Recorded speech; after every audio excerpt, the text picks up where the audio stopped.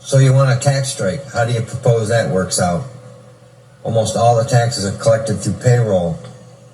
And unless you can get employers to agree to break federal law and withhold taxes from the federal government on their quarterly payments, the tax strike isn't going to go anywhere. It's sad but true. You file exempt. That's how you do it. And I have some ideas about this. He is kind of right about talking about the people talking about tax strike, that they're talking about going in there as individuals and filing exempt. And that tax strike, that tax rebellion will fail. And I have some ideas on how it could prevail. The first thing you would have to do is you would have to have a local vote in your town and city. And all the citizens would have to agree to vote for a tax rebellion. And I don't know if the county's voting mechanism can be used for that. Like, for instance, my town had a recall on the mayor, and it was a special election. It would have to be done that way, if possible. If that's not possible, you would have to organize your own vote, and I would just go with a majority. If you get a majority that vote for the tax rebellion, then you do the following things.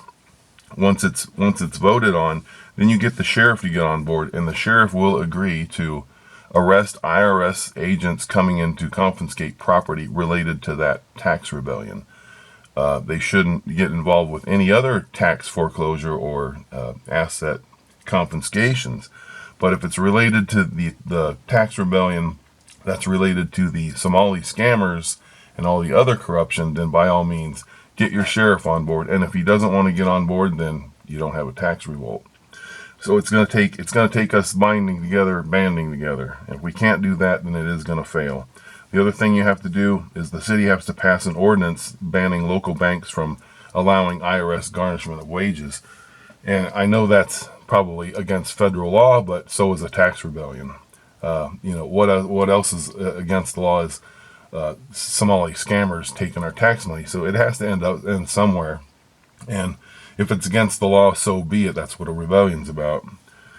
The other thing is citizens have to be ready to see that the IRS has come in to attack their neighbors and confiscate their homes. So you have to be willing to call your other neighbors, and you have to be willing to deal with the IRS. You tell them to get lost. And if they don't get lost, you use the same force against the IRS as they are willing to use against your neighbor and you. You do that for your neighbors, and your neighbors do that for you.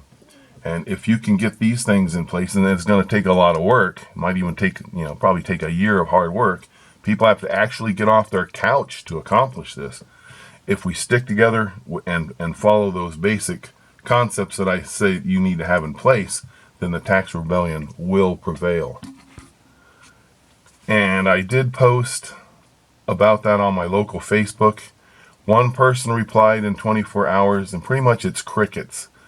So my plan is to go back to sleep and not give a fuck about what happens to America because you're all too lazy and you sit on the couch.